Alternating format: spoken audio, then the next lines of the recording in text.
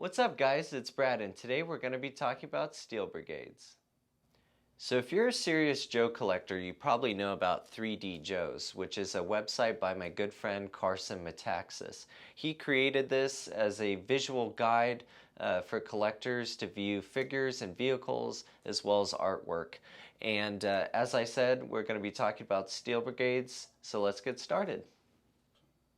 So we're going to start over here, and on the left side of the screen we see Steel Brigade version 1A.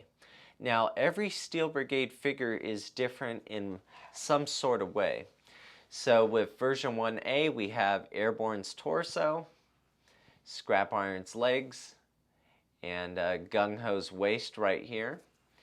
And the rifle is a airborne rifle. Now moving over here we have Steel Brigade version 1B. Now the difference between the top two is that we have Duke's torso on the top. We still have Scrap Iron's legs, Gung Ho's waist, and Flash's arms. So it's almost the same, but we changed to the torso. And then with the gun we have a Crimson Guard rifle, but it is molded in a gray plastic. And what's really great about this website is Carson has basically enabled a 360 video. So when you're, if you get all your Joes jumbled in parts, you can basically put it together correctly using his website. And Ryan is making goofy faces at me. Now moving down here we have Steel Brigade version 1C. Now the difference between this one and the top one, there's not too many differences, but the legs are, and they are Airborne's legs. And he is a really cool figure. Moving over to the right is the most common figure that is in most people's collections, and that is version 1D, which I have right here, and we'll be talking about him in a minute. Now version 1D is slightly different. We have a 1982 Cobra Soldier's waist, and as you can see here we have the Cobra Soldier belt buckle, the two ammo pouches on either side, and he is a really cool figure, probably the most common one in circulation right now. Now the figure we're going to talk about next is kind of, it was believed to have been real, and it's kind of been debunked. And as Carson states on here, it's mostly on here for posterity. It's kind of a fan-made Joe collector kit bash per se, and this is called version 1E. People used to kind of keep them in the bags and say they were real, and it was kind of debunked. So version E is the product of collectors and dealers kit bashing it. And it features Duke's torso, Scrap Iron's legs, the Cobra Soldier waist, and a recoil rifle. And if you know recoil, he had this rifle, but it was in light blue. So they added it to this figure. And this rifle really only came with the gold head, but they kind of, whoever kit bashed this figure got the idea, kind of did a jumbo of different things and made this figure. It is not legitimate as far as Hasbro is concerned, but as far as a fan-made kit bash, you can make one and call it version E. But we believe, most of us believe, that it is not a Hasbro ordained figure. So lots of cool images. The next image we're going to go to is the mail-away form that you would fill out. Now we're going to talk about mail-aways. What are they? So back in the day, if you were buying a G.I. Joe, let's say you were buying a Footloose, a Crimson Guard, let's say like you bought 5 figures, 5, 6 figures, right? On the back of the cards would be a proof of purchase, and Hasbro would give people the opportunities to mail in proof of purchase points for mail away items. So you could mail in for a Cobra Commander, You can mail in for a fridge. And what was cool about Steel Brigade is that Steel Brigade allowed G.I. Joe fans and kids to fill out this form and be a G.I. Joe member. And you would be able to pick your name, etc. And we'll kind of come over here. So the pamphlet says, enlist today and help G.I. Joe rid the world of Cobra and its treachery. Remember, we need all kinds, but we only want the best.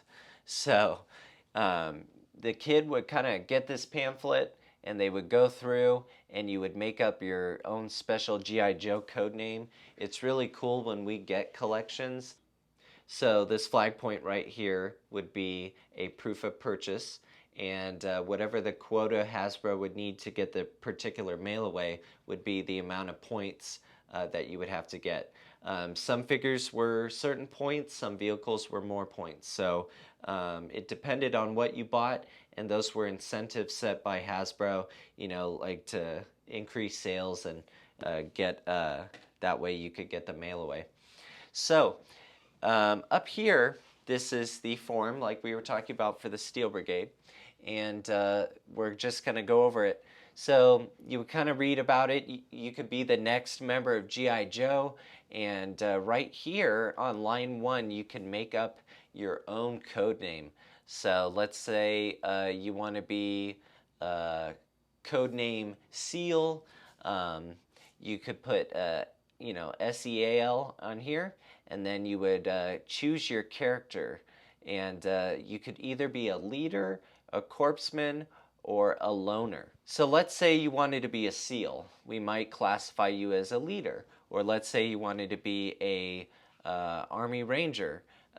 You could be a leader. Or let's say you wanted to be a sniper. Maybe that would classify you as a loner. Now, then you would go to box number 3, which is you're at your best. And that means, what are your skills?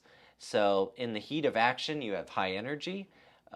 When faced with difficult decision, your logical mind loves a challenge. So maybe if you're a SEAL, you would pick a leader, and then you would do, when faced with difficult decisions, your logical mind loves a challenge. Maybe that would be in line with a SEAL. A G.I. Joe team members consider you to be a good friend, the type who inspires, an offbeat combination of military skill and artistic talent, a maverick. No one can keep up with you for long. So all these are different options that you could choose as a kid to be your custom guy. And so primary military specialty, you could choose SEAL again, or you could choose pilot, airborne, infantry, all types of cool stuff. And then you could choose your weapons, and you could choose an M16, a grenade launcher, a Browning Law rocket system, M11 submachine gun, all types of really cool stuff. So anyways, you fill out all this, and then you choose, these are all the different types of paperwork that was available. And here it comes. When your figure comes in the mail,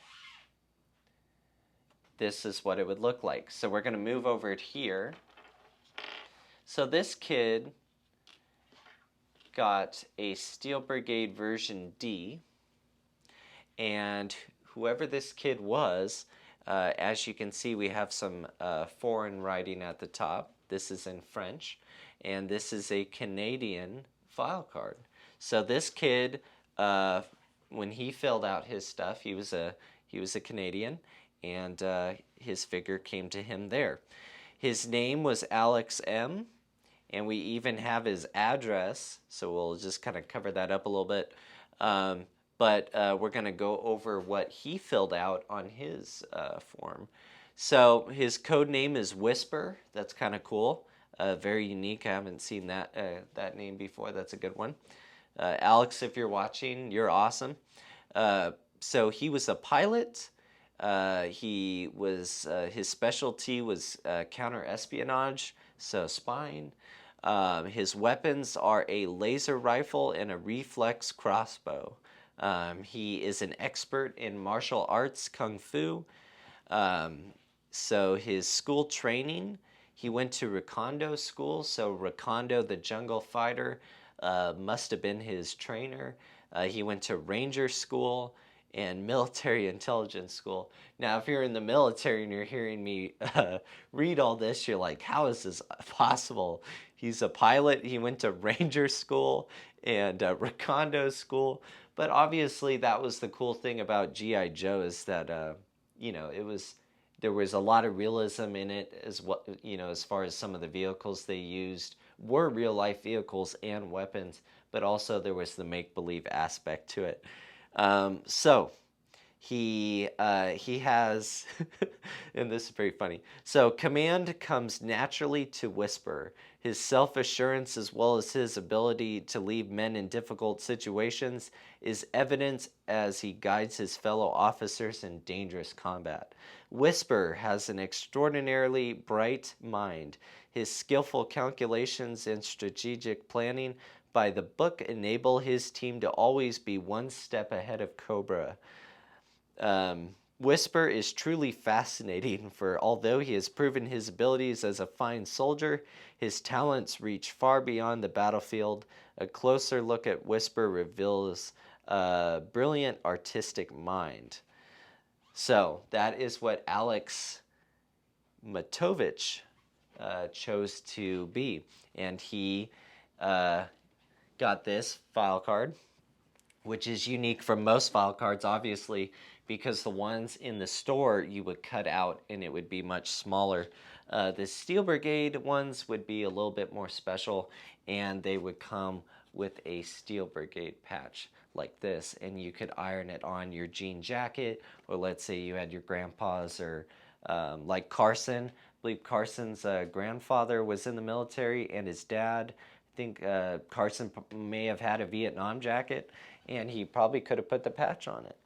Same with Alex. Maybe he had a jean jacket with some 80s rock and roll patches. Could have done that, or maybe slapped it on the front of his bicycle.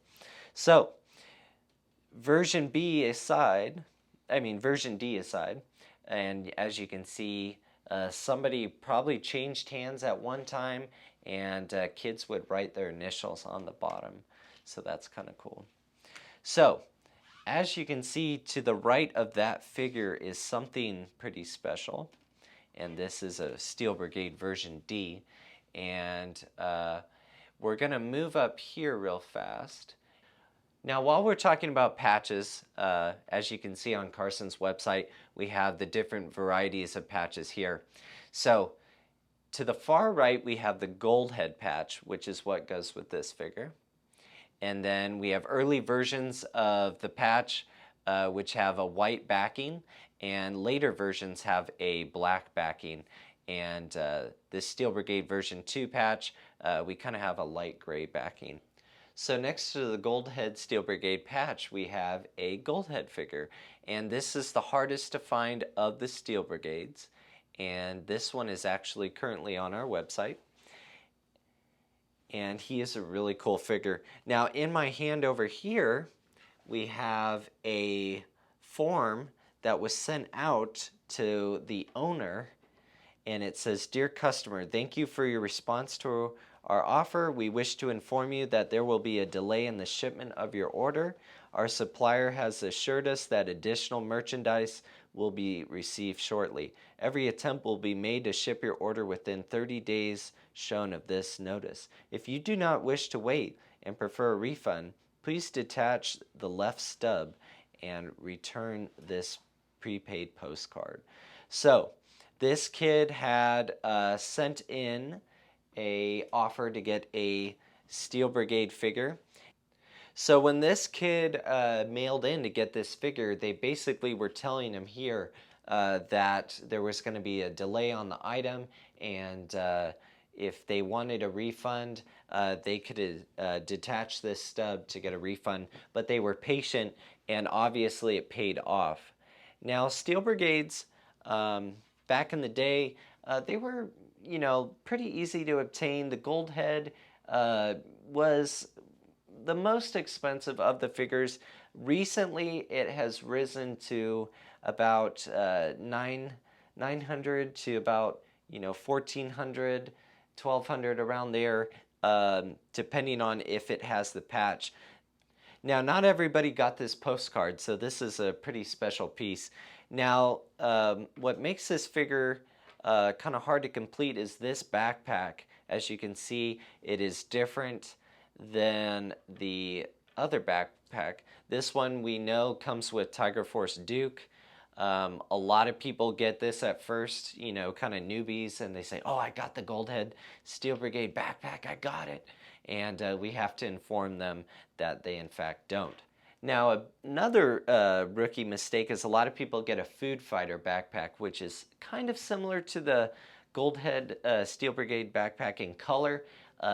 In reality, it is not the same. It doesn't really look the same, but a lot of people will get that backpack as well, and they'll be like, oh, I got it. I got the $300 backpack for 10 cents at a garage sale. And then we have to inform them, no, that's a Food Fighter backpack. But this backpack alone is about $250 to $300. The gun, it's about $50 gun. So this Goldhead with this paperwork, without the patch, it puts it at about, I would say, $1,000. If it had the patch and some other stuff, it would go up from there. If you actually still had the mailer, as we call them, that it was in, it would go up significantly. Now, if that was all sealed and he was still sealed and baggy inside a unopened mailer, that would be a couple to several $1,000s, depending on if everything was still sealed or if it was taken out but still sealed. But he can jump in price varying on condition and level of completion. For mail-away collectors, getting a Mickey Mouse Cobra Commander in the mailer is a big deal, or getting a Steel Brigade figure in the mailer. Now you may ask, well, how do you know if the mailer is sealed what it is? And the way people do that is they x-ray them to see what the contents are. You can also sometimes figure it out based off of the writing on the mailers. For example, Sears stuff, the code numbers will generally tell you what's inside. Mickey Mouse Cobra Commanders are a little bit tougher to know if it's inside. You have to kind of look at the dates, figure out when the Mickey Mouse were in circulation, when the time frame was that they were going to be mailed. Yeah, you can x-ray them and see inside, which is what people do, especially Star Wars collectors. They are quite the crazy bunch. G.I. Joe is a huge passion of mine, and at Dallas Vintage Toys, I pride myself in trying to build some of the nicest possible figures for your guys' collections. As you can see here, we need a Claymore helmet and his Uzi and a original Scarlet crossbow, and then those will join the thousands of other G.I. Joes that we have online. And don't forget to check out our Goldhead that is online and our version Ds, and I believe we have 2 of them. And one thing I've noticed is that this Steel Brigade figure is sold for a lot more on eBay than what we are asking on our website, so make sure to check him out. G.I. Joe has always been a passion of mine. Growing up, my grandfather was a World War II veteran. He was a naval commander of a CB battalion, and he was on Guam and many islands during the Pacific while they were island hopping. And he was in charge of building the airstrips after an island would be cleared. They would do the tarmacs and stuff like that for the planes to land and bring in supplies so that they could move on to the next island. Now, I was born in the early 90s, so my first Joes were hand-me-downs from my sister's friends or from garage sales.